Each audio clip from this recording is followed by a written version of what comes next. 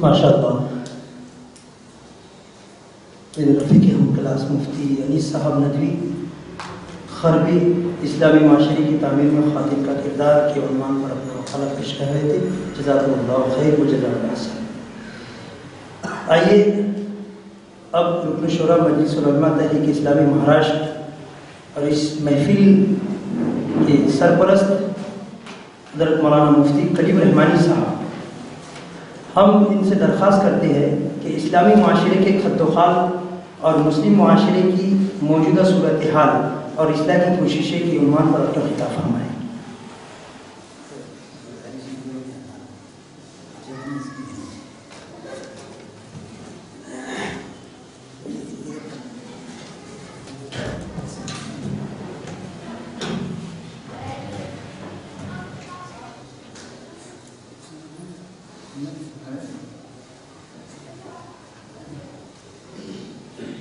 السلام علیکم ورحمۃ اللہ وبرکاتہ.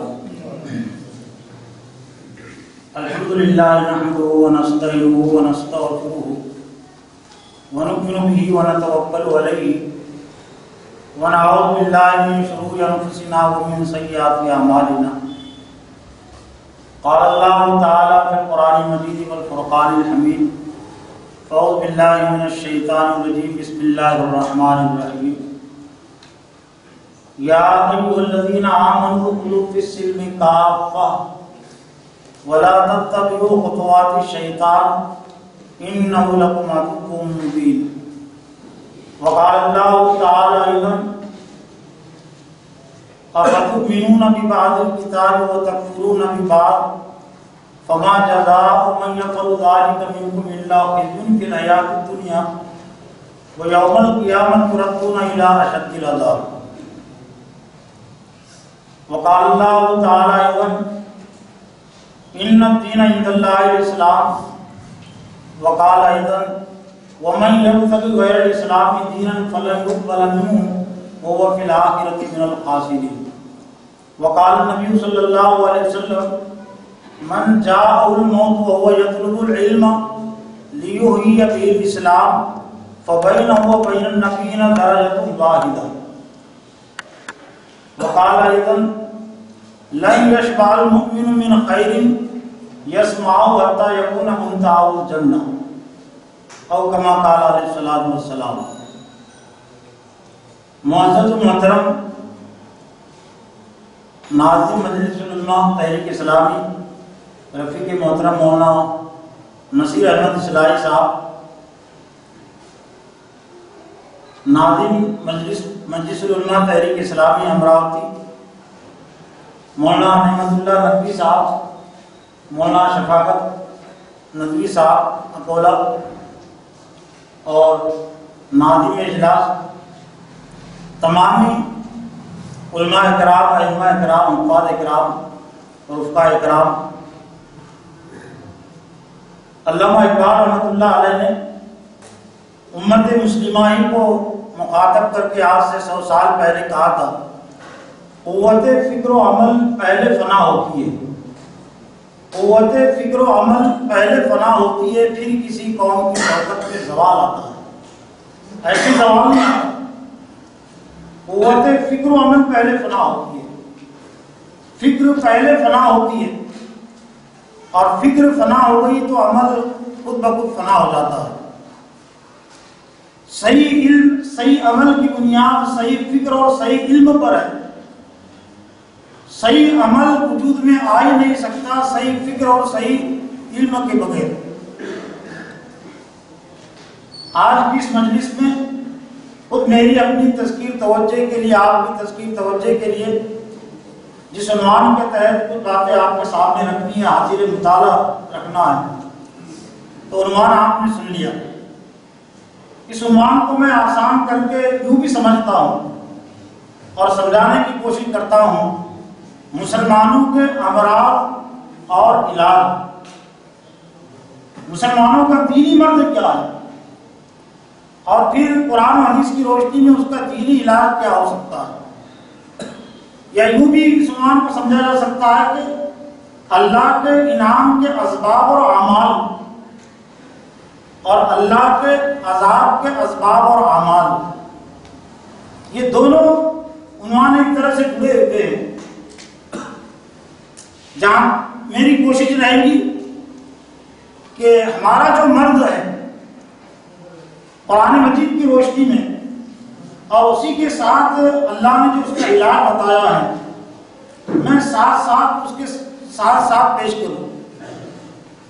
موضوع کو واضح کرنے کا طریقہ یہ بھی ہو سکتا ہے کہ پہلے امراض کا تذکرہ کر دیا جائے، لیکن ذرا وقفہ ہو جاتا ہے سننے میں تو بات ذرا تحل سے اوجھل ہو جاتی ہے۔ اس لیے میں نے مناسب سمجھا کہ اس عنوان کو خود اپنے آپ پر واضح کرنے کے لیے امراض اور علاج کو ساتھ ساتھ آپ کے سامنے پیش کروں کہ بحیثیت امت مسلمہ کی یا بحیثیت مسلمان کے یا بحیثیت طالب علم بحیثیت عالم کے آج ہمارا عمومی مرض کیا ہے۔ قرآن مجید کی روشنی میں اگر ہم اس کا جائزہ لیں تو جو عمومی مرض سامنے آتا ہے، جو عمومی کمزوری اور عمومی نقص جو سامنے آتا ہے، وہ یہ کہ ابھی ہم نے یا امت مسلمہ نے دین اسلام کو ایک دین حیات، ایک نظام زندگی کے حیثیت سے پورے طور سے قبول نہیں کیا۔ انما الاعمال بالنیات، اعمال کا دار و مدار نیت پر ہے۔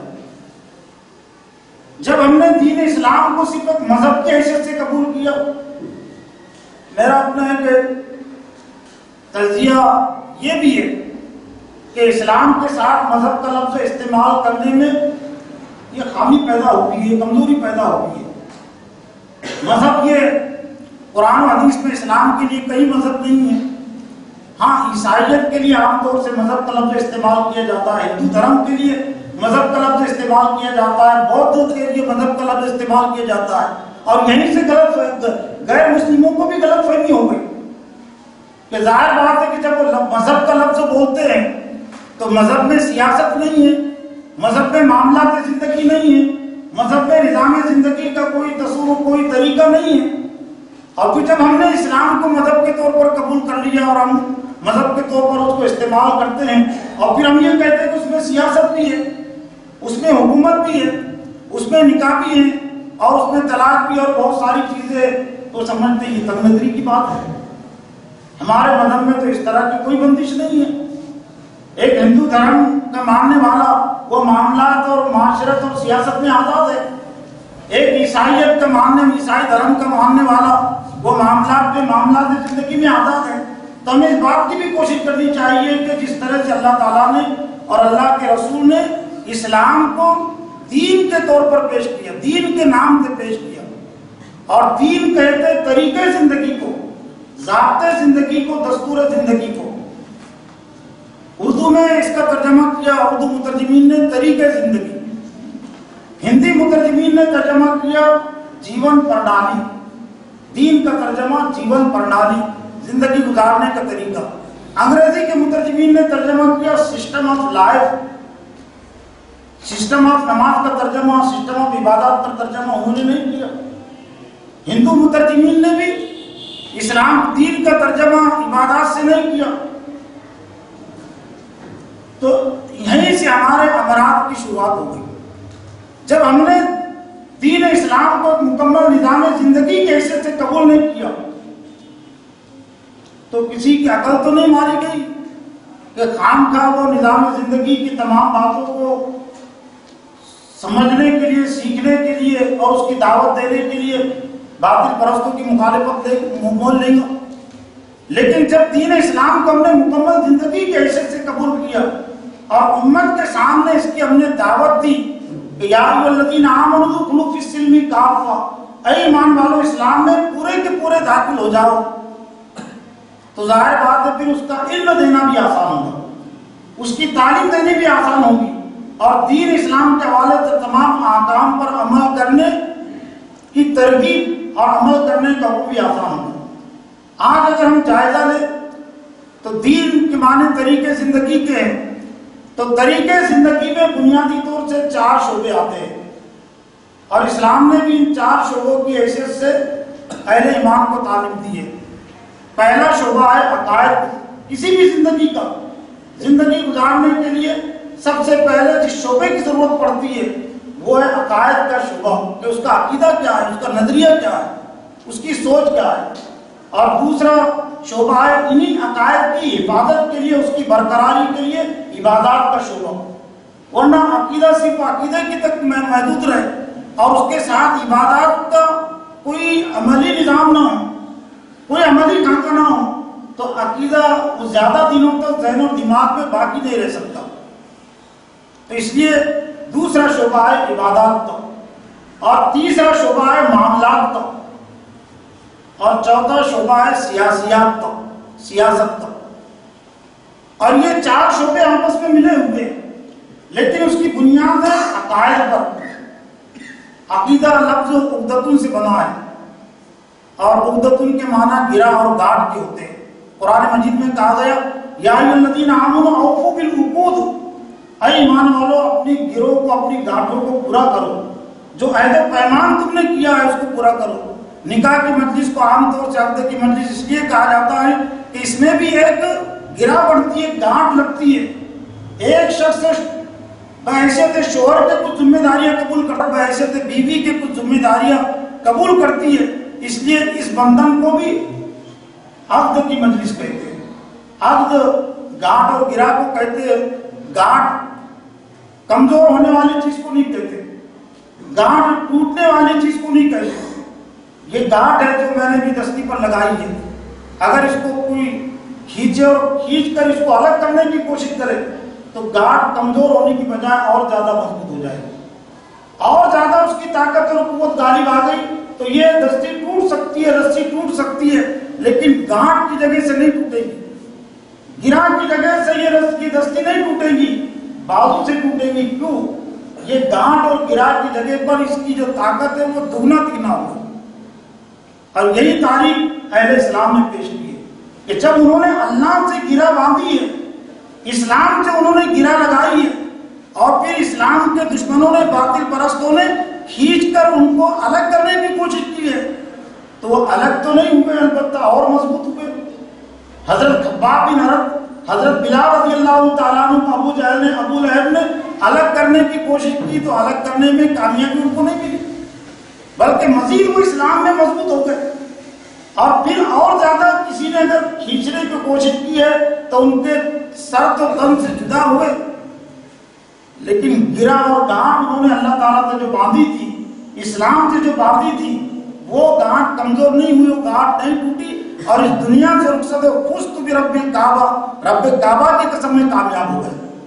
اب عقائد کے حوالے سے اگر ہم جائزہ لیں، یہ جو چار شعبے آتے ہیں اور موجودہ مسلم معاشرے کی جو صورتحال ہے، تو یقیناً عقائد میں ہم یوں کہہ سکتے کہ بحیثیت مجموعی کس قدر کمزوریاں تو ہے، لیکن پھر بھی عقائد میں بہت دوسری چیزیں، غیر اسلامی چیزیں اس میں شامل نہیں ہیں، اور جہاں شامل ہوئی تو علماء اکرام نے اس کا رد بھی کیا ہے. دوسرا شعبہ ہے عبادات کا شعبہ. عبادات کے شعبے بھی ہم یوں کہہ سکتے ہیں کہ ابھی امت مسلمہ نے دین اسلام کو مکمل حیثیت سے قبول کیا ہے، علمی لحاظ سے، ایمان کے لحاظ سے، کہ نماز بھی ضروری ہے، روزہ بھی ضروری ہے، حج بھی ضروری ہے، زکوٰۃ بھی ضروری ہے. تو ہم یوں کہہ سکتے کہ امت مسلمہ نے علم کے لحاظ سے اور ایمان کے لحاظ سے عبادات کو تسلیم کیا ہے، قبول کیا ہے. اس میں قرآن حدیث کے علاوہ کسی اور کی رہنمائی نہیں چل سکتی، کسی اور کی بات نہیں چل سکتی. ہے اور بات ہے کہ ابھی بر صغیر میں نماز پڑھنے والوں کا جو تناسب ہے وہ 10% ہے. عرب میں تناسب کچھ زیادہ آتا ہے، جو وہاں لوگ جاتے ہیں تو 40-50% تک کبھی آ جاتا ہے، لیکن بر صغیر ہندوستان، پاکستان، بنگلہ دیش میں 5 وقتہ نمازیوں کا جو تناسب ہے عملی لحاظ سے وہ 10% ہے. 90% مسلمان نماز کو فرض ماننے کے باوجود اور نماز اور روزے اور زکوٰۃ اور حج میں اللہ اور اس کے رسول کا اور کوئی طریقہ نہیں چلتا، یہ ماننے کے باوجود بھی ادا کرنے سے وہ کافر ہے. 90% ادا نہیں کرتے، 10% ادا کرتے ہیں. جہاں تک کہ معاملات کے شعبے کی بات ہے تو معاملات کے شعبے میں ابھی ہمارا جو مرد ہے، امت مسلمہ کا جو مرد ہے، وہ یہ کہ ہم نے نیم حیثیت سے اس میں اسلام کو قبول کیا. نیم حیثیت کہتے ہیں ادھوری حیثیت، کہ نکاح میں کچھ باتیں اسلام کی چلیں گی، کچھ باتیں خاندان کی چلیں گی، کچھ باتیں رسم و رواج کی چلیں گی، ہندوستانی تہذیب کی چلیں گی۔ تجارت میں بھی ہم نے اسلام کو بھی نیم حیثیت سے قبول کیا کہ کچھ باتیں تجارت میں اسلام کی چلیں گی، لیکن سب کی سب باتیں نہیں چلیں گی۔ اسی طرح سے اور معاملات زندگی، لیکن ایک اہم شعبہ جو تمام شعبوں پر اثر انداز ہوتا ہے، اور وہ جو کسی نے کہا کہ الناس علی ملوک دینہم، کہ عام طور سے لوگ اپنے بادشاہوں کے، لیڈروں کے، سرداروں کے دین کے طریقے کے تابع اور پابند ہوتے ہیں۔ تو اس شعبے میں امت مسلمہ نے ابھی دین کو قبول نہیں کیا، دین اسلام کی رہنمائی کو امت مسلمہ نے مجموعی لحاظ سے سیاست کے شعبے میں قبول نہیں کیا۔ اور قبول نہیں کرنے کی دلیل یہ کہ سیاست، کون سی سیاست حلال ہے، کون سی سیاست حرام ہے، سیاست میں کیا جائز ہے، کیا ناجائز ہے، تو پوچھنے کا جذبہ بھی ختم ہو گیا۔ نماز کس طرح کی، ایک شخص نماز پڑھنا چاہتا ہے تو نماز کا علم حاصل کرتا ہے، ایک شخص حج ادا کرنا چاہ رہا ہے اگرچہ وہ بے دین ہوگا لیکن اپنی مرضی سے حج نہیں کرتا، ایک شخص روزہ رکھنا چاہ رہا ہے لیکن روزے کے احکام مسائل معلوم کرتا ہے، لیکن یہ معاملہ بڑا عجیب ہے کہ وہی مسلمان سیاست پہ آنا چاہتا ہے اور آ جاتا ہے، لیکن محلے کے امام صاحب سے پوچھنے کی ضرورت محسوس نہیں ہوتی، شہر کے مفتی صاحب سے پوچھنے کی ضرورت محسوس نہیں ہوتی۔ کیوں؟ اس نے قبول ہی نہیں کیا نا، اس نے اسلام اور قرآن حدیث کی رہنمائی کو، دین کو، کہ سیاست میں بھی ہمارے دین نے، قرآن حدیث نے ہماری رہنمائی کی ہے، تو اس نے قبول ہی نہیں کیا۔ جب قبول نہیں کیا تو ظاہر بات ہے جن شعبوں میں امت مسلمہ نے اسلام کو پورے طور سے قبول نہیں کیا تو علاج کیا ہے؟ اس کا علاج یہ، اس کا علاج مجھ پر بھی زیادہ عائد ہوتا ہے، آپ پر بھی عائد ہوتا ہے۔ کیوں؟ کہ امت مسلمہ نے تعلیم و تربیت کے سلسلے میں مجھ کو بھی ایک ڈاکٹر تسلیم کیا ہے، ڈاکٹر علاج کرنے والوں کو کہتے رہو، آپ کو بھی ڈاکٹر تسلیم کیا ہے، معالج تسلیم کیا ہے، کہ آپ کے پاس وہ آتے ہیں تو آپ کی بھی ذمہ داری عائد ہوتی ہے کہ ہم امت مسلمہ کے سامنے خصوصیت کے ساتھ یہ بات پیش کریں کہ دین اسلام یہ طریقے زندگی کا نام ہے، اور زندگی کے کسی بھی شعبے میں، کسی بھی گوشے میں آزاد نہیں ہے۔ اور پھر اس سلسلے میں کریلا نیم چڑھا جسے کہا جاتا ہے کہ ایک تو امت مسلمہ نے اسلام کی سیاسی رہنمائی کو قبول نہیں کیا، اور دوسرے یہ کہ اور متضاد دین میں سیاست کی اہمیت ہے، دین میں سیاست کی اہمیت ہے، دین میں حکومت کی اہمیت ہے۔ بے ترتیب بات ہے یہ جو کہی جا رہی ہے، الٹی بات ہے، یہ بات اسلام نے نہیں کہی۔ سیاست میں، حکومت میں دین ضروری ہے، بظاہر یہ الفاظ کا ہے میرے، لیکن زمین آسمان کا فرق واقع ہو جاتا ہے کہ اسلام نے جس بات کی تعلیم دی کہ سیاست اور حکومت میں دین ضروری ہے، سیاست اور حکومت کی اہمیت کی تحریک چلانے کی ضرورت نہیں پڑی، پہلے بھی نہیں چلی اور آج بھی نہیں پڑ سکتی ہے۔ کیوں؟ جن چیزوں کا تعلق انسان کی ضروریات زندگی سے، تو اس کی تحریک نہیں چلانی پڑتی۔ پیشاب اور پاخانہ کرنا یہ انسانی ضرورت بھی ہے، دین و ایمان کا تقاضا ہے، لیکن کیا اس کی تحریک چلانی پڑی کہ جن لوگوں کو پیشاب کی ضرورت پیش آ گئی انہیں پیشاب کرنا چاہیے، جن لوگوں کو پاخانے کی ضرورت ہے انہیں پاخانہ کرنا چاہیے، جن لوگوں کو کھانے کی ضرورت ہے ان کو کھانا کھانا چاہیے، یہ تحریک نہیں چلانی پڑتی۔ مکان بنانا دین و ایمان کا تقاضا ہے، ضروریات زندگی کا تقاضا ہے، تو کیا مکانات بنانے کی تحریک چلانی پڑی؟ تحریک نہیں چلانی پڑتی۔ تو سیاست اور حکومت کی تحریک نہیں چلانی پڑتی، ہاں سیاست اور حکومت میں دین لانے کی تحریک چلانی پڑتی ہے۔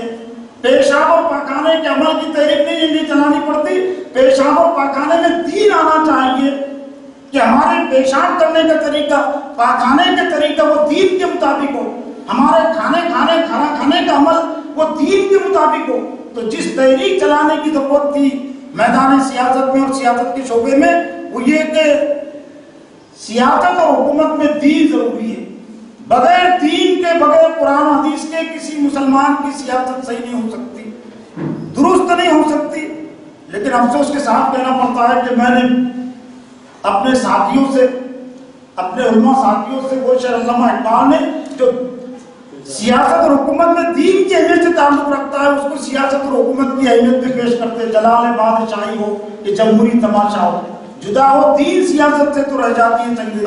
تو یہ شعر پڑھتے ہیں سیاست اور حکومت کی اہمیت میں۔ جلال بادشاہی وہ سیاست ہے نا، جمہوری تماشا وہ بھی سیاست ہے نا۔ اور آج اگر علامہ اقبال کے جیسا کوئی جہادی نہ ہوتا تو اس میں ترمیم کیوں کرتا؟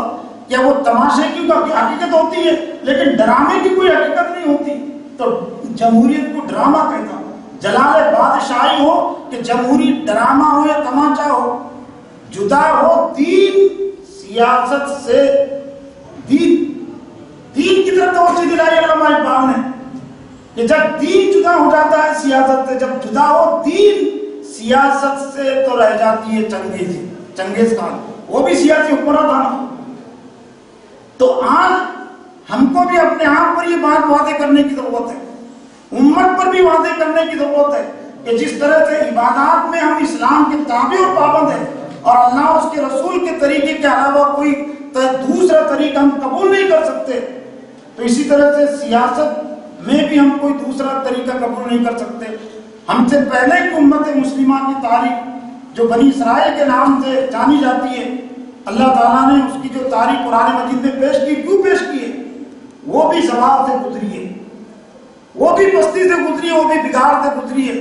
اور جب بگاڑ سے گزری تو اس کے بگاڑ کے پستی کے کیا اسباب تھے؟ تو اللہ تعالیٰ نے قرآن مجید میں بڑی صراحت اور وضاحت کے ساتھ بیان کیا۔ صرف میں آج اس مجلس میں بنی اسرائیل کی تباہی بربادی کا ایک ہی سبب جو آج امت مسلمہ میں آ گیا اس کی طرف اشارہ کر رہا ہوں۔ اللہ نے بنی اسرائیل کو کتاب کر کے کہا افتؤمنون ببعض الکتاب وتکفرون ببعض فما جزاء من يفعل ذلك منكم الا خزي في الحیاۃ الدنیا ویوم القیامۃ یردون الی اشد العذاب۔ کیا تم کتاب کی باتوں پر ایمان لاتے ہو، بعض کو مانتے ہو؟ جو باتیں عقائد سے تعلق رکھتی تھی، عبادات سے تعلق رکھتی تھی، انفرادی زندگی سے تعلق رکھتی تھی، تو بنی اسرائیل ان کو مانتے تھے۔ یہود و نصارہ یہ دونوں قومیں مانتی تھی، لیکن خاص طور سے وہ باتیں قرآن میں توریت اور انجیل کی وہ تعلیمات جو سیاست کی رہنمائی سے تعلق رکھتی تھی تو ان کو نظر انداز کر دیتی تھی۔ تو اللہ کی پھر سزا ہوتی ہے، یا اللہ نے سزا دی بنی اسرائیل کو، اور آج بدقسمتی سے وہی سزا امت مسلمہ عالمی سطح پر اور ملکی سطح پر ہم بھگت رہے۔ فما جزاء من یفعل ذلک منکم، آج ہم نے بھی قرآن مجید کے متعلق وہی رویہ اختیار کر لیا کہ قرآن مجید کی باتیں تو ہمیں قابل قبول ہے، عقائد کے شعبے میں، عبادات کے شعبے میں اور کچھ حد تک معاملات کے شعبے میں، لیکن خاص طور سے سیاست کے شعبے میں ہمیں منظور نے امت مسلمہ نے مسترد کر دیا۔ چنانچہ عالمی جائزہ لے لیجئے کہ آج عالمی سطح پر میدان سیاست میں جو قوم سب سے زیادہ بے بس ہے، لاچار ہے، کمزور ہے، تو وہ یہودی قوم نہیں ہے جس کی آبادی 5% سے بھی کم ہے، وہ عیسائی قوم نہیں ہے، وہ یہ برے صغیر کی ہندو قوم نہیں ہے، کوئی اور قوم نہیں ہے، وہ ہے قوم مسلم، امت مسلمہ۔ کیوں؟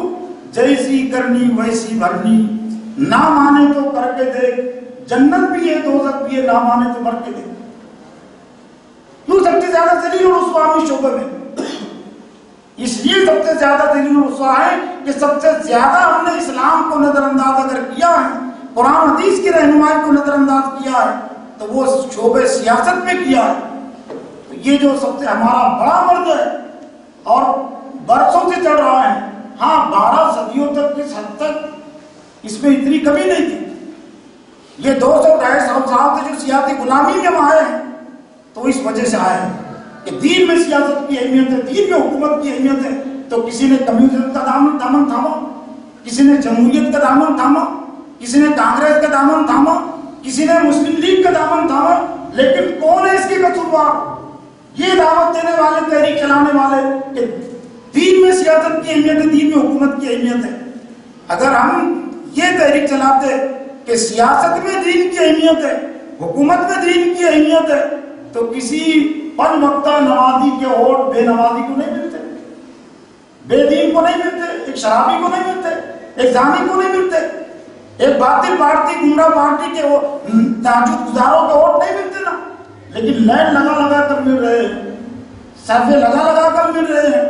پھر دوسری اہم چیز جس کی طرف میں اپنے آپ کو متوجہ کر رہا ہوں وہ یہ کہ اللہ اور اس کے رسول نے اسلام نے قیامت تک کی امت مسلمہ کے لیے روزانہ کا جو تعلیمی تربیتی تنظیمی جو نصاب دیا ہے، بلکہ دعوتی لفظ تو چھوٹ گئے، تعلیمی تربیتی دعوتی تنظیمی جو نصاب اور سلیبس دیا ہے تو اس کی طرف سے بے توجہی، اور وہ ہے اذان اور نماز کی صورت میں. یہ اذان اور نماز یہ صرف ہماری عبادت کا حصہ نہیں ہے، یہ روزانہ کی تعلیم اور تربیت اور دعوت کا اور تنظیم کا روزانہ کا حصہ اور عمل ہے. بات چل رہی تھی اسلام میں مساجد کا کردار یا مسلم معاشرے میں مساجد کا کردار، لیکن یہ مساجد ہماری اپنے کردار سے جو محروم ہوئی ہے وہ یوں ہی نہیں ہوتی ہے. ہم نے اذان کی تفہیم نہیں کرائی، ہم نے نماز کی تفہیم نہیں کرائی. اگر ہم اذان کی تفہیم کرا دیتے، یعنی سمجھا دیتے، سمجھ لیتے اور سمجھا دیتے، نماز کو سمجھ لیتے، نماز کو سمجھا دیتے، جو روزانہ کا اللہ اور اس کے رسول کی طرف سے 5 وقت کا اجتماع ہے، 5 وقت کا تعلیمی تربیتی دعوتی اور تنظیمی اجتماع، لیکن ابھی ہم نے جو اس کو روزانہ کے تعلیمی تربیتی اور دعوتی نصاب اور سلیبس کے طور پر قبول ہی نہیں کیا جو اللہ اس کے رسول نے پیش کیا، اسلام نے پیش کیا. اذان کی تعلق سے 2 بڑی غلط فہمیاں ہیں، غیروں کو تو اور بھی بہت ساری ہو سکتی ہے، لیکن ہم نے 2 غلط فہمیاں، اور میں بھی خود ایک عمر تک وہ 2 غلط فہمی مبتلا تھا، لیکن جب اللہ نے کچھ شعور دیا، سوچنے سمجھنے کی کچھ صلاحیت دی، تو وہ 2 غلط فہمیاں نکلی. پہلی غلط فہمی یہ ہے کہ اذان صرف نماز کے بلاوے کی اطلاع ہے، نماز کی طرف بلانے کے لیے. دوسری غلط فہمی کہ اذان کا تعلق صرف مؤذنین سے ہے، امت سے اس کا کیا تعلق.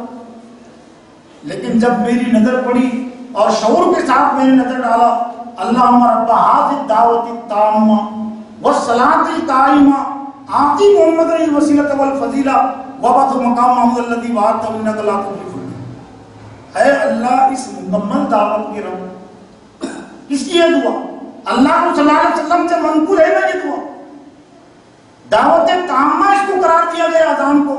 اللہم رب ھذی الدعوۃ التامہ، اے اللہ اس مکمل دعوت کے رب.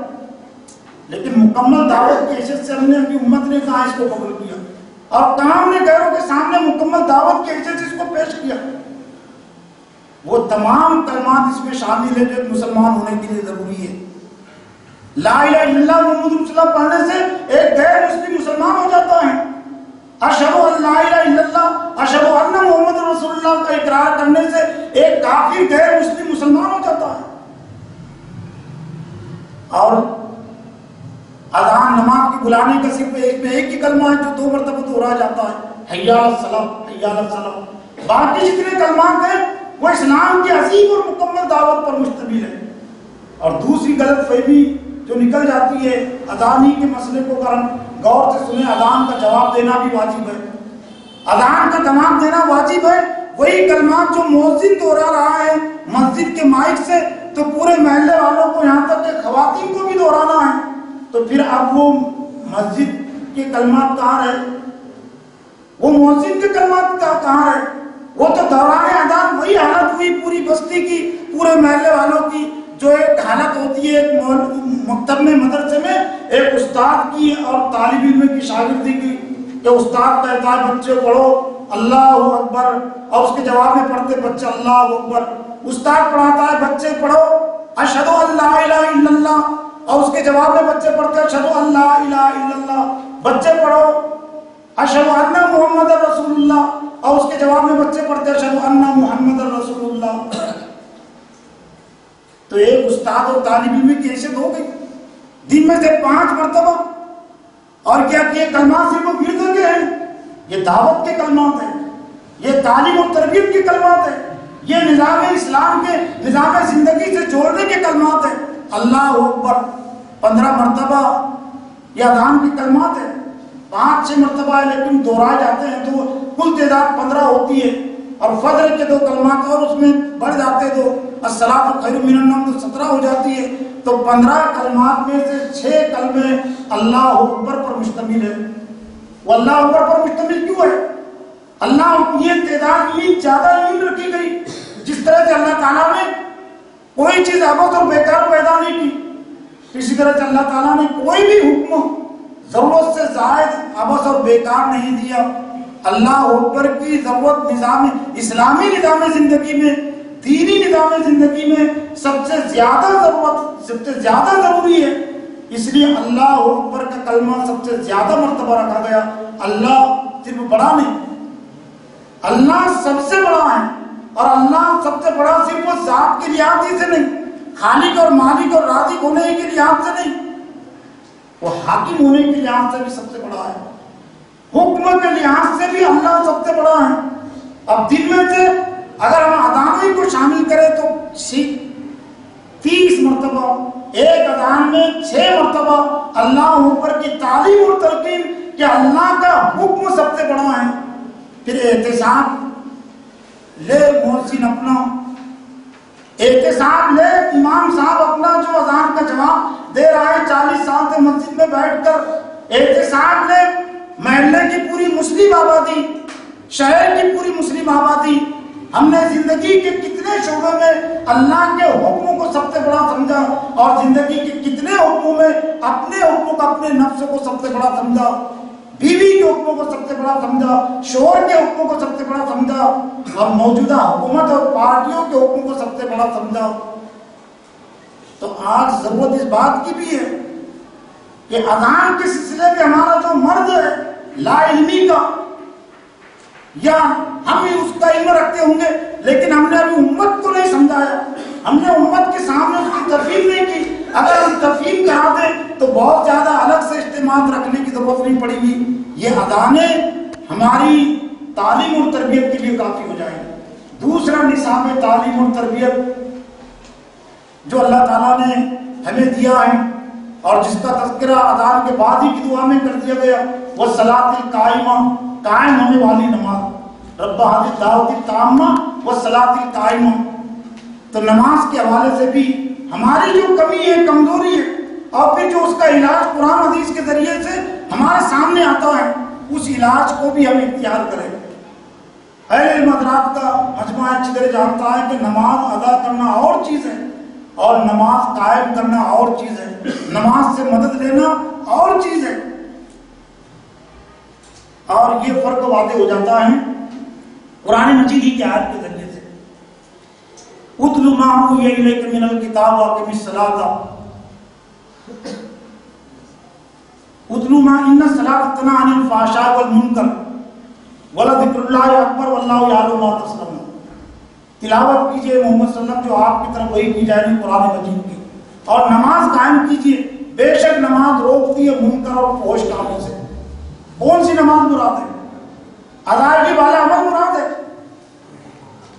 دوران ادائیگی کوئی کسی سے بات نہیں کر سکتا، کسی سے کوئی فحش کام نہیں ہو سکتا، بے حیائی کا کام کسی سے نہیں ہو سکتا، اس کی آنکھ جمی ہوئی ہے، اس کی نظریں گڑی ہوئی ہے، اور اس کے ہاتھ بندھے ہوئے ہیں، تو کون سی نماز ہے جو بے حیائی سے روکنے والی ہے؟ وہ اسلام کے بعد نماز جو ادا ہوتی ہے جس کو قائم ہونے والی نماز کہتے ہیں۔ ان الصلاۃ تنہی عن الفحشاء والمنکر، گویا کہ نماز کی ادائیگی کا عمل یہ روکنے کا سبب و ذریعہ بنتا ہے باہر کی زندگی میں فحش کے کاموں سے اور منکر کے کاموں سے۔ اور سورہ بقرہ کے 4-5ویں رکوع میں، جس کو ہم پہلے پارے کا ہی 5واں رکوع کہہ سکتے ہیں، اللہ تعالیٰ نے یہ دو چیزوں کو الگ الگ بیان کیا۔ اقیموا الصلاۃ وآتوا الزکاۃ وارکعوا مع الراکعین، نماز قائم کرو اور جھکنے والوں کے ساتھ۔ اقیموا الصلاۃ وآتوا الزکاۃ، نماز قائم کرو، زکات دو اور جھکنے والوں کے ساتھ، یعنی جماعت کے ساتھ نماز ادا کرو۔ اور پھر اس کے بعد کی آیت اتأمرون بالبر وتنسون انفسکم وانتم تتلون الکتاب فلا تعقلون، کیا تم لوگوں کو بھلائی حکم دیتے ہو اور اپنے آپ کو بھول جاتے ہو حالانکہ تم کتاب پڑھنے والے ہو؟ اور پھر اس کے بعد ہے وَاسْتَعِینُوا بِالصَّبْرِ وَالصَّلَاةِ وَإِنَّهَا لَكَبِیرَةٌ إِلَّا عَلَى الْخَاشِعِینَ۔ آج ہماری زندگی ہماری یہ بوجھل اس لیے ہو گئی، اور باہر کی دینی اور ایمانی زندگی گزارنا ہمارے اس لیے مشکل ہو گیا کہ اللہ نے جس سے مدد لینے کا حکم دیا آج ہم اس سے مدد نہیں لے رہے ہیں. نماز مدد لینے کی چیز ہے. اقیموا واستعینوا بالصبر والصلاۃ وانھا لکبیرۃ الا علی الخاشعین. اور مدد حاصل کرو، مدد لو صبر اور نماز کے ذریعے. وانھا لکبیرۃ، لیکن نماز سے مدد لینا بہت بھاری عمل ہے. الا علی الخاشعین، مگر جو اللہ کا ڈر رکھنے والے ان پر بھاری نہیں ہے. نماز ادا کرنا بھاری نہیں ہے. ایک 80 سال کا بوڑھا بھی نماز ادا کر سکتا ہے. ایک 10 سال کا بچہ بھی نماز ادا کر سکتا ہے. رکوع کر سکتا ہے، سجدہ کر سکتا ہے، قیام کر سکتا ہے، قرات کر سکتا ہے. لیکن نماز کو بھاری عمل کیوں کہا گیا؟ نماز سے مدد لینا بھاری عمل اس لیے ہے. نماز سے مدد لینے کا مطلب، اور ایک مثال کے ذریعے سے بات آسان ہو جائے گی. اس سے پہلے اگر کسی مریض کو کسی شخص نے مشورہ دیا کہ بیماری کو دور کرنے کے سلسلے میں ڈاکٹر سے مدد لو، تو کیا مطلب ہے اس کا؟ کہ میں ڈاکٹر کو جا کر اپنی بیماری دکھاؤ، اپنا مرض دکھاؤ. ڈاکٹر تشخیص کرے گا اور پھر دوائیں لکھ کر دے گا، اور دوائیں لکھ کر لا لینا کافی نہیں، میڈیکل پر جانا ہوگا. چاہے پھر مجھ کو ہزاروں روپئے خرچہ ہے، اور لا کر رکھ لینا بھی کافی نہیں، 1000 روپئے خرچ کرنا بھی کافی نہیں ہے. دوائیں استعمال کرنی ہوگی، چاہے کڑوی لگے، تب کہا جائے گا کہ اس نے ڈاکٹر سے مدد لی بیماری کو دور کرنے کے سلسلے میں. لیکن اگر کسی نے اس کا مطلب یہ مراد لے لیا کہ ڈاکٹر جو تحریر لکھ کر دے گا میں روزانہ 5 مرتبہ اسے پڑھوں، اور اگر کسی نے اور زیادہ مطلب لے لیا کہ ڈاکٹر کی لکھی ہوئی تحریر میں جب اتنی طاقت ہے کہ لکھی ہوئی تحریر اگر میڈیکل میں لے جائی جائے، دوا لائی جائے تو بیماری دور ہو جاتی ہے، تو میں گھول کر پی لیتا ہوں، تو زیادہ بات ہے نا، اسے زیادہ علاج ہونا چاہیے نا. اگر اس نے گھول کر بھی پی لیا لکھی ڈاکٹر کی تحریر تو ذرہ برابر بیماری دور ہونے والی نہیں ہے. اور اگر وہ ڈاکٹر کے پاس جا کے شکایت کرے کہ آپ نے لکھ کر دیا تھا، 2 مرتبہ استعمال کرنے کے لیے کہا تھا، لیکن میں 5 مرتبہ تمہاری تحریر کو روزانہ پڑھتا ہوں، 8 دن گزر گئے، 10 دن گزر گئے، لیکن بیماری کم ہونے کا نام نہیں لے رہی ہے، بیماری تو اور میری زیادہ بڑھ گئی، تو ڈاکٹر کہے گا دماغ کا علاج کرو، پہلے دماغ کا. میں نے تم کو دماغ کا مریض نہیں سمجھا تھا، دماغ کا ڈاکٹر کوئی اور ہوگا معاشرے میں، اس کے پاس جا کر علاج کرو. بس قسمت سے آج ہمارا مسئلہ وہی ہے. ہم نے نماز سے مدد لینے کا مطلب نماز کو پڑھنا سمجھ لیا، قرآن سے مدد لینے کا مطلب قرآن کو پڑھنا سمجھ لیا، تلاوت کرنا سمجھ لیا. نماز سے مدد لینے کا مطلب یہ کہ اللہ تعالیٰ نے نماز میں نظام زندگی کی، دینی زندگی کی وہ تمام ہدایتیں رکھتی ہے، تمام باتیں رکھتی ہے جو قدم قدم پر ہماری مدد کرتی ہے، ہماری رہنمائی کرتی ہے. اور کہیں بھی ایک نمازی شخص اپنے آپ کو مجبور اور بے بس نہیں پا سکتا. نماز اور جس معاشرے میں نظام دینی اور ایمانی زندگی گزارنے کے سلسلے میں جس چیز کی سب سے زیادہ ضرورت پڑتی ہے، تو جس طرح سے اذان میں سب سے زیادہ مرتبہ اللہ اکبر کا کلمہ رکھا گیا ہے نا، تو نماز میں بھی سب سے زیادہ مرتبہ اللہ اکبر کا کلمہ رکھا گیا. ایک ہی رکعت میں 6 مرتبہ اللہ اکبر. اللہ سب سے بڑا ہے. سب سے زیادہ ضرورت اسی کی پڑتی ہے نا دینی مالی زندگی میں، کہ نفس کبھی بڑا ہو جاتا ہے کہ میں بڑا ہوں، کبھی بیوی بڑی ہو جاتی ہے، کبھی بچے بڑے ہو جاتے ہیں، کبھی خاندان بڑا ہو جاتا ہے، کبھی حکومت بڑی ہو جاتی ہے، کبھی حکومت کا دستور بڑا ہو جاتا ہے. تو الجھن پیدا ہو گئی نا ایک نمازی کو کہ میں آپ کس کی بڑائی کو تسلیم کروں. لیکن اگر اس نے نماز سے فتویٰ پوچھا، نماز سے مسئلہ پوچھا، تو نماز نے چٹکی میں مسئلہ حل کر دیا. اللہ اکبر. اللہ اکبر ہی تکبیر تحریمہ ہی کہتے ہیں نا اس کو. تکبیر تحریمہ سے ہماری نماز کا آغاز ہوتا ہے نا. اللہ اکبر. کس کی مت مانو؟ نفس کو بڑا مت سمجھو، بیوی کو بڑی مت سمجھو، خاندان کو بڑا مت سمجھو، تمہاری نماز کا فتویٰ ہے. حکومت کو بڑا مت سمجھو، حکومت کے قانون کو بڑا مت سمجھو. اللہ کے گھر میں کھڑے ہو کر تم نے ایک نہیں 17 رکعتیں ہوتی ہے فرض رکعتیں، اور اس کو 6 میں ضرب دیں گے تو 102 مرتبہ. ایک دن کی 5 نمازوں نے ہم کو 102 مرتبہ اللہ اکبر کے ذریعے سے پابند کر دیا. 100 مرتبہ نہیں، دن میں کی صرف نمازوں نے 102 مرتبہ ہم کو پابند کر دیا کہ ایک نمازی کے لیے اللہ کا حکم سب سے بڑا ہے. لیکن نمازوں کی تفہیم نہیں ہونے کی وجہ سے نفاق کا مرض نہیں ہے. نفاق کا مرض ہو سکتا ہے کچھ لوگوں کے پاس ہوگا، کچھ لوگوں کو ہوگا، لیکن آپ جو اذان کی طرف سے جو بے توجہی ہے، نماز کے پیغام کی طرف سے جو بدعملی بے توجہی ہے، اس میں لا علمی کا دخل ہے، اس میں بے علمی کا دخل ہے، تو بہت ساری جو برائیاں ہیں. عام مسئلہ یہ بھی ہے کہ عام طور سے معاشرے کا جو رونا ہو جاتا ہے وہ بدعملی کا. یقیناً ہے بدعمل معاشرہ، بدعمل ہمارا معاشرہ ہو گیا، لیکن بدعملی کہاں سے وجود میں آئی یہ بھی دیکھنے کی چیز ہے نا. بدعملی وجود میں آئی بے علمی کی وجہ سے. اگر صحیح علم ہوتا تو صحیح عمل زندگی میں آتا. تو جہاں سے بدعملی پیدا ہوئی ہے، بے عملی پیدا ہوئی ہے، تو بے علمی کو، بے عملی کو ہم علم کی فضا عام کر کے، علمی تحریک چلا کر مسلم معاشرے میں یہ بدعملی کو ہم دور کر سکتے ہیں. پھر ایک اہم چیز، یہ تو روزانہ کا نصاب تعلیم و تربیت ہے، لیکن اور آسانی کے لیے اکابرین نے، اور خاص طور سے آج سے 200-250 سال پہلے جب یہاں انگریزوں کا اقتدار مضبوط ہو رہا تھا، مسلم دور اقتدار کمزور ہو رہا تھا، تو شاہ ولی اللہ محدث رحمۃ اللہ علیہ اس وقت حیات تھے، ایک طرح سے پورے ہندوستانی مسلمانوں کی دینی سربراہ.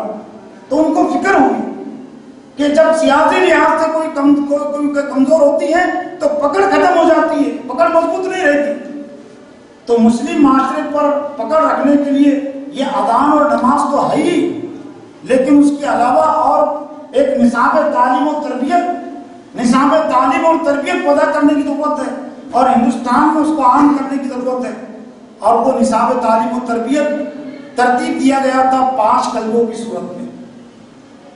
وہ صرف تلاوت کے لیے نہیں کلمات تھے، اور قاضی حضرات کو جو ذمہ داری دی گئی تھی، یہ تحریکات نہیں تھی نا، نکاح پڑھانے والوں کو ذمہ داری دی گئی تھی کہ عقد نکاح کی مجلس میں وہ 5 کلموں کی پورے مجمع کو ترتیب کرائے. صرف رٹانے کی بات نہیں تھی، ورد کروانے کی بات نہیں تھی. اور تاریخ بتاتی ہے کہ 100 سال تک قاری نکاح حضرات نے اس فریضے کو انجام دیا. اس لیے وہ ذہنی غلامی نہیں آئی کہ سیاسی جو بعد میں آئے.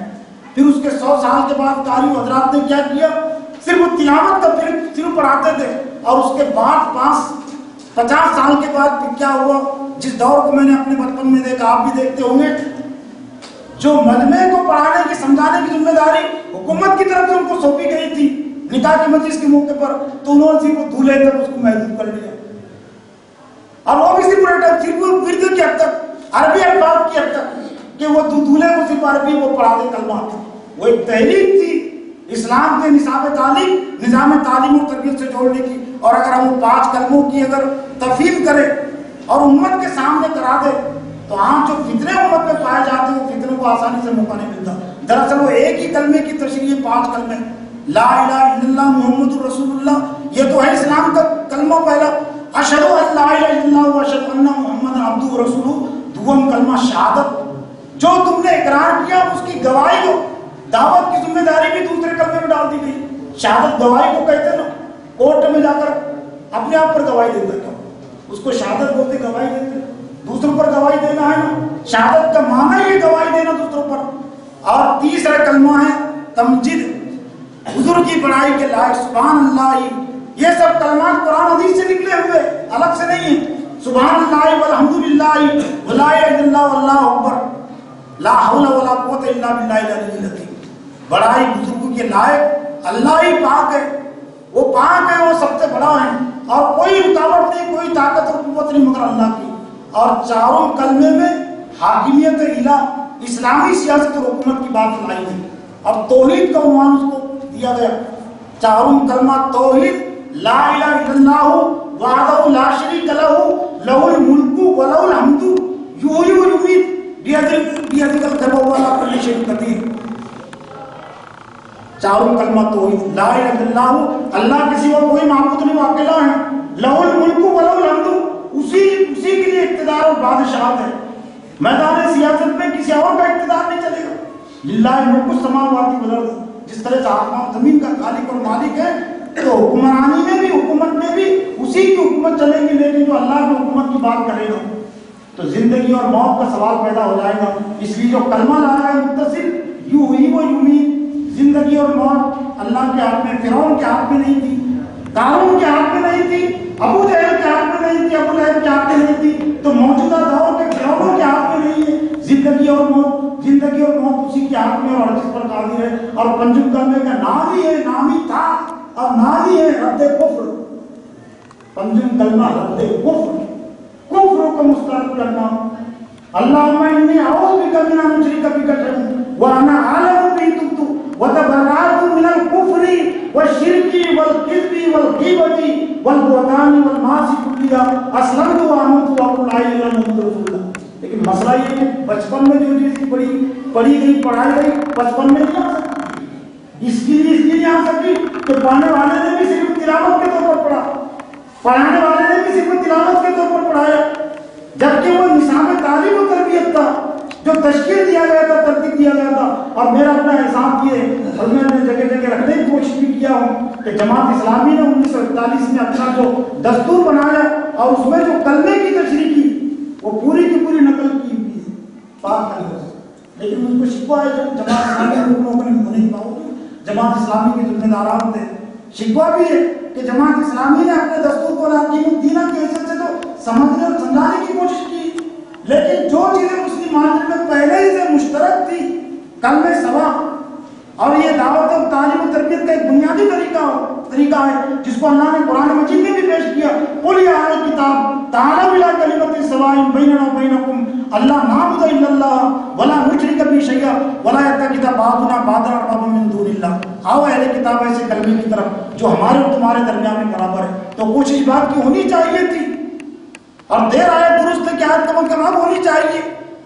چنانچہ جنہوں نے دستور پڑھا ہوا جماعت اسلامی کلمے کی تشریح پڑھی ہوگی، حاکمیت الہ کی بات وہ چاروں کلمے سے لائی جماعت اسلامی نے. لو الملک ولا الحمد، اجتناب تاغوت کی بات، چاہے وہ تاغوت کو سیاست کا تاغوت ہو، وہ معاشرت کا تاغوت ہو، وہ تعلیم کا تاغوت ہو، کفر ہو، وہ تو پنجم کلمے کی بات تھی نا جو تمام متفق علیہ ملت کا نصاب تھا. پنجم کلمہ رد کفر کو مسترد کرنا. تو ہم نے کیسے تقسیم کر لیا کہ یہ کفر صرف عبادات میں جو کفر ہے، نماز روزے میں جو کفر ہے اس کو تو ہم مسترد کریں گے. وہ ترتیب دیا گیا تھا کہ زندگی کے تمام معاملات میں جو کفر ہے اس کو ہم مسترد کریں، اس کا رد کریں. تو خیر یہ جو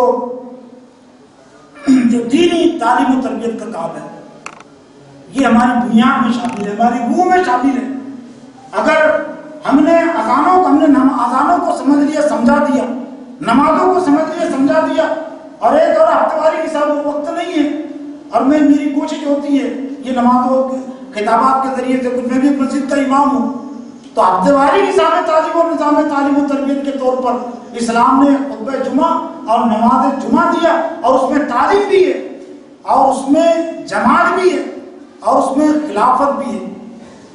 امام ابو حنیفہ رحمۃ اللہ علیہ کے مسلک اور اجتہاد کے مطابق، اور اسی پر اپنی بات ختم کر رہا ہوں، جمعہ کے لیے تو شرط ہے ہدایہ اولین جو فقہ حنفی کی مستند اور بنیادی کتاب ہے، لا تصح الجمعۃ الا مصر جامع والمصر الجامع الذي له امیر وقاضی ينفذ الاحکام ويقيم الحدود ولا يجوز اقامۃ الا للسلطان او لمن امره السلطان. جمعہ جائز نہیں ہے مگر مصر جامع میں. اور مصر جامع کی تعریف کیا کی گئی؟ والمصر الجامع الذي له امیر وقاضی، وہ شہر ہے مصر جامع بڑے شہر کی تعریف میں جس کا کوئی امیر ہے اور جس کا کوئی قاضی ہے. ينفذ الاحکام ويقيم الحدود، جو اللہ کے احکام کو نافذ کرتا ہے، نماز چھوڑنے والوں کو سزا جاری کرتا ہے، زنا کرنے والوں کو حدود جاری کرتا ہے، چوری کرنے والوں پر حدود جاری کرتا ہے. تو يقيم الاحکام ويقيم الحدود ولا يجوز الا الاقامۃ الا للسلطان. سلطان کہتے ہیں خلیفہ کو. یہ بادشاہ کو عام طور سے مجازی معنی میں کہہ دیا جاتا ہے ورنہ عربی بادشاہ کے لیے ملک کے الفاظ ہے. سلطان کہتے ہیں اقتدار اور حکومت کو، جیسا حضور صلی اللہ علیہ وسلم کو دعا سکھلائی گئی تھی وَاجْعَلْ لِي مِن لَّدُنكَ سُلْطَانًا نَصِيرًا، اے آپ دعا کیجئے مجھے آپ سلطان نصیر، مددگار اقتدار، مددگار خلافت عطا کر. تو جمعہ کا قائم کرنا فقہ حنفی کے لیے آپ سے خلیفہ کے بغیر جائز نہیں ہے. اور لمن امرہ السلطان، جس کو خلیفہ حکم دے گا.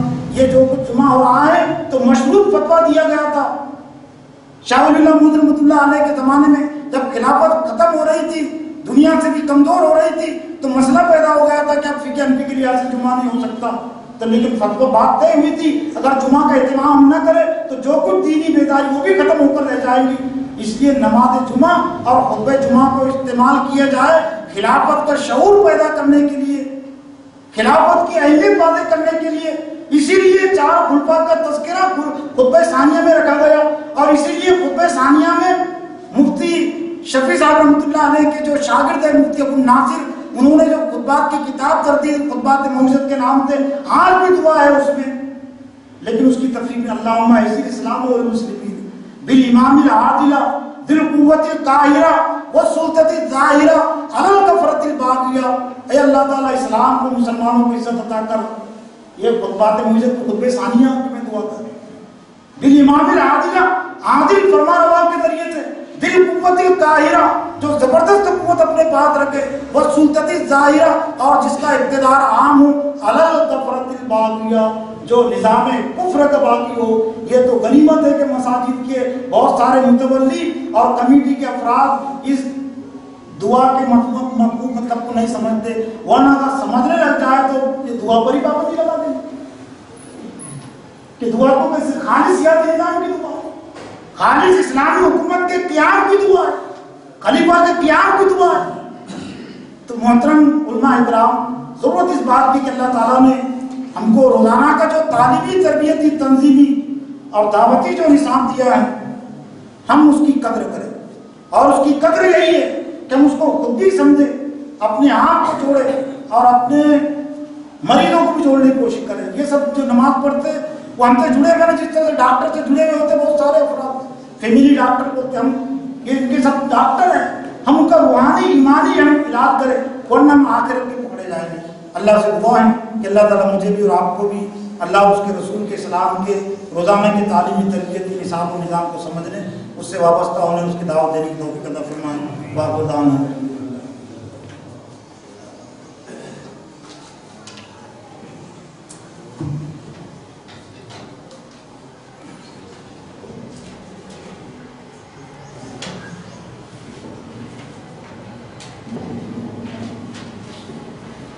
ماشاء اللہ۔ یوں ہاتھ نہیں آتا وہ گوہر یکدانا، یوں ہاتھ نہیں آتا وہ گوہر یکدانا، یک رنگ و آزادی ہمت مردانہ، یا سنجر و تغرر کا آئین جہانگیری، یا مرد قلندر کے انداز میں خانہ۔ جزاکم اللہ و جزاک الاحسن۔ حضرت مولانا